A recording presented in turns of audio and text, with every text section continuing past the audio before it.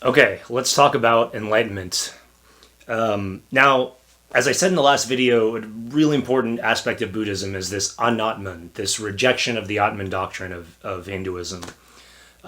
This pulling back, this idea that we don't have a self of any kind, not a soul, not a universal soul, not a individual self. Now, I'll come to that in the next video, but because I ended the last one on enlightenment, and I know students and people in general are often wondering, what is this state? Is it just something purely subjective? And part of the problem is that it is, I wouldn't call it subjective, but it's experiential. So when we're faced again with that problem of we talked about it earlier in the class, and it comes up in Eastern philosophy, it comes up in religion a lot. The experience of God, the experience of a higher perception of reality. These are things that one has to experience themselves. You can use different words to point somebody to an experience, but unless one has had that experience themselves, that you can't conceptualize it purely, right? It's not like a mathematical equation or formula or logical proof. It can't be just written and understood that way. You can't just look at it and say, oh, there it is. So enlightenment is when you calculate the two, and it can't be done like that. Now, because some people at this point throw their hands up in the air and say, oh, so it's all subjective. Again, I would say experiential, not subjective. Let me give you some other examples in our everyday life where we already automatically appreciate this. So, for instance, there's actually a famous thought experiment in what's called epistemology or philosophy of mind. You might remember epistemology's theory of knowledge from the beginning of the class. But this thought experiment puts somebody in a room, if I'm not mistaken, it's called Black and White Mary, something like that. And she is a scientist who is learning all about colors. She's never seen color before. She's never once, just for the sake of argument, assume that. She's never seen any colors. But she's reading these descriptions of colors from a scientific point of view. And she's, reading about the color red. And this happens, these rods and cones in your eyes activate. And she's reading the scientific account of what red is. And she has it fully understood. She's very smart. She completely takes on board what the color red is. Then she goes outside. It's not that she's colorblind. She just hasn't, by chance, seen any color. She goes outside and she actually sees red. Right? She sees the color red. Somebody shows it to her. And she says, oh, now I see red. Now I see what it is. The point is that no matter how much conceptual analysis you can do about red, it'll never substitute for the experiences of going out and seeing red for yourself. That sort of experiential aspect of life. Right? So we appreciate that on some level. We can think of it in other stuff like, a good way to be punched in the face by a parent or a mother is if you've never been a parent, if you've never had a kid, if you've never been pregnant, and say, oh, I know what it's like to be pregnant. I read a book about pregnancy once. I know what it's like to be a parent. I mean, I read this article on Substack about parenting. That's ridiculous. Everybody knows that the experience of actually getting pregnant and having a child obviously is way different than reading about it or of parenting.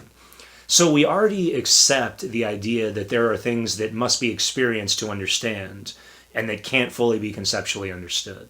Right? So I want to plant that first, just to prevent some of you from thinking it's purely subjective. And then, that said, it is just by definition and nature difficult to put into words, just like happens in all religions and belief systems when we're talking about something that's more ineffable or higher states of consciousness.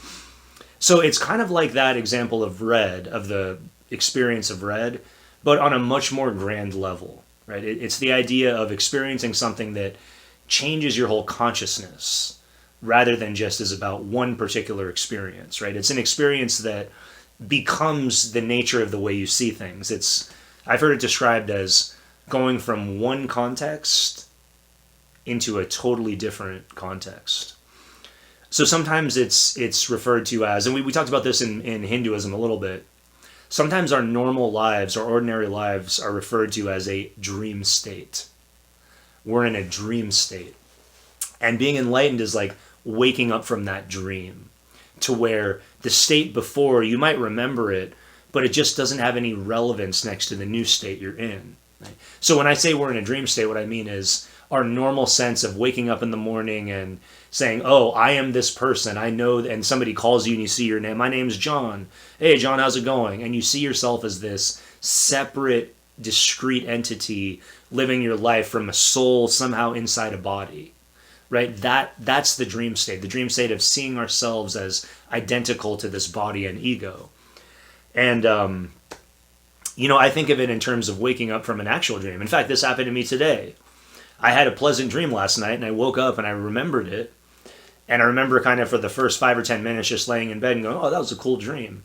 Now I have no idea what the dream was. I literally couldn't tell you. It's been completely erased from my mind. Why? Because my real life took over a totally new context, replaced the dream context I had been in, and I had been deeply engaged in while I was asleep. My understanding of enlightenment is that it's something like that, where you're waking up from a dream, but you're already awake, right? You're waking up into a whole new context and way of seeing things. Everything physically looks the same, but your perception of it, your overall understanding of reality has shifted in a way that makes everything else that came before pale in comparison. Now, on at another time, perhaps in another video, we can talk about spiritual experiences, because sometimes this context is shifted by a drastic, deep experience that could involve an experience of loss, but it could also be some sort of out-of-body experience. I'll just leave that at that, and we may come back to that later. But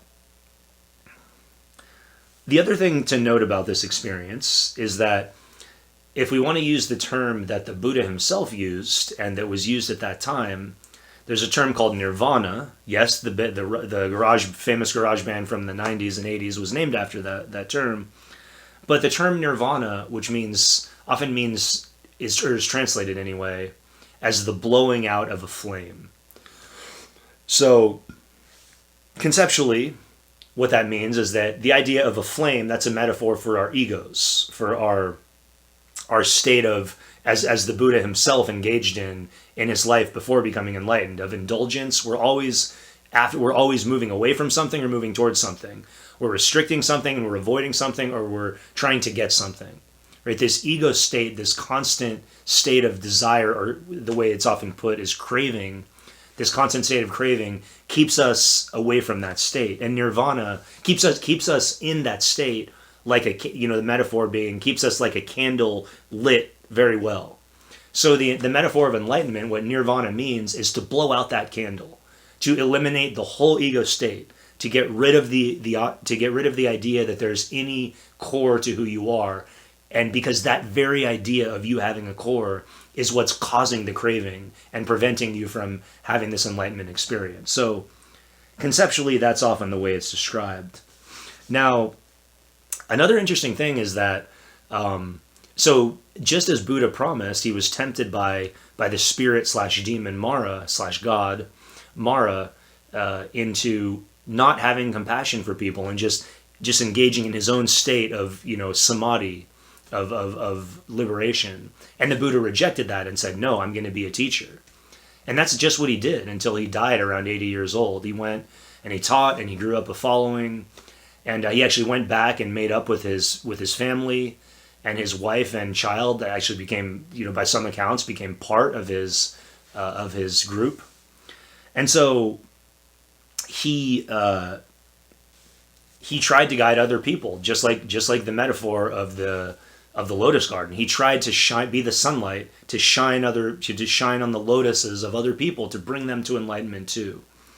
And what's interesting is he was famously kind of, impatient's the wrong word, but he wouldn't answer his students' questions when they tried to ask for conceptual analysis. So, this question of what is enlightenment, just tell me, that existed thousands of years ago, and the Buddha himself dealt with it, and his disciples dealt with it. So he had a really brilliant student who asked him that question and said, what's the nature of it? Like, I want to know, can you conceptualize nirvana for me in a way that's like like a mathematical proof? He didn't say it, I'm paraphrasing, but he said something like that, like, tell me what it is. And the Buddha responded in this way. First of all, a lot of times he wouldn't respond to those questions. He would just smile and move on, thinking it was pointless to talk about. But one time he supposedly responded by saying, that sort of question is like, imagine that a soldier gets shot by an arrow on a battlefield and he's still alive and you can still save him if he gets medical attention. And instead of trying to figure out how to get him to medical attention and to stop the wound, you say, well, wait a minute, what was the guy who shot him? What was his name? And what position was he standing in when he shot him? And what kind of bow did he have? And so it's kind of like making the point that you're asking all these irrelevant questions, the Buddha said.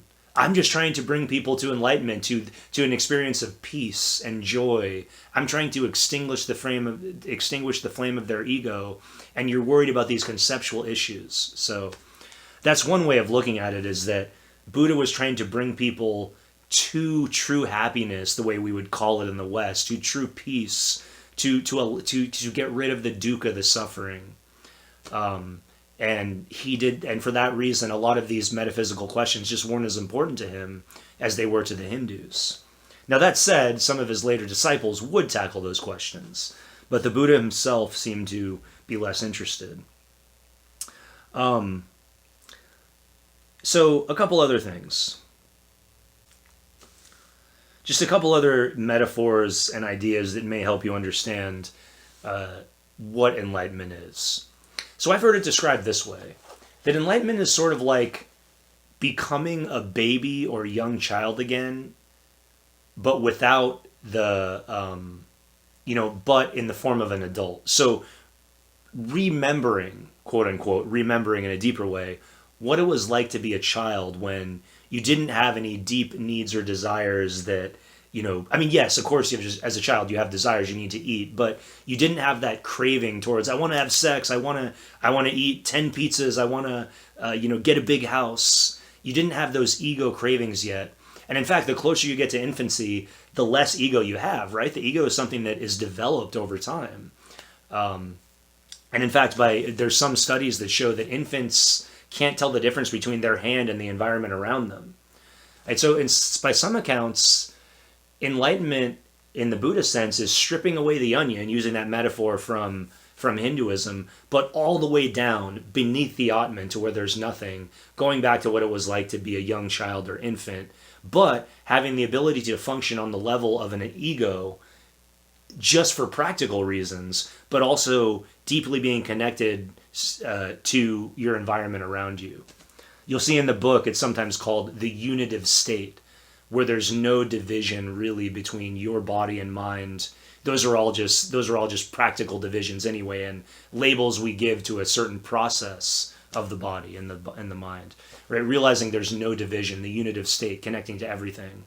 So some people will talk about enlightenment as being a kid again without really being a kid, like experiencing like a kid without actually having your mind go back to that level, right? Which is kind of incredible when you think about it.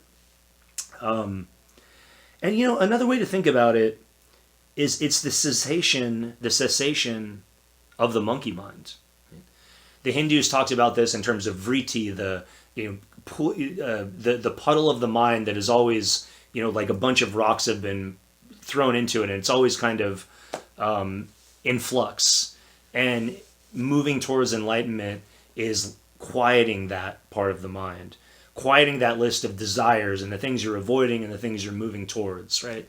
Imagine if you could just kind of instantly, the snap of a finger, get rid of your monkey mind one of those nights when you're trying to go to sleep and you can't get to sleep and your mind goes on, oh shit, tomorrow I have to do this and that, I have a test here, and oh, I shouldn't have said that to her yesterday, I'm so embarrassed, and your mind just goes through all these stupid things that you did and the things that you're afraid of that are coming up.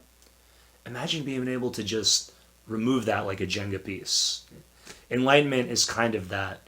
You're always in the present. It's not that you don't remember things, it's just you don't care. Again, you're in a different context. And so the last thing I'll say there is that just remember this new context is not personal. It's exactly the opposite. If you realize and you're unified with the world around you, there's no ego anymore that you care about. You don't care about your own desires because you realize those old desires were part of the old context. They're no longer relevant. And therefore, it opens up a compassion for all beings and an empathy for the suffering of other beings. And just as the Buddha did, people who are enlightened will typically want to guide other people towards that goal, so that they too can experience that unnotment, that lack of self, and ultimately experience nirvana.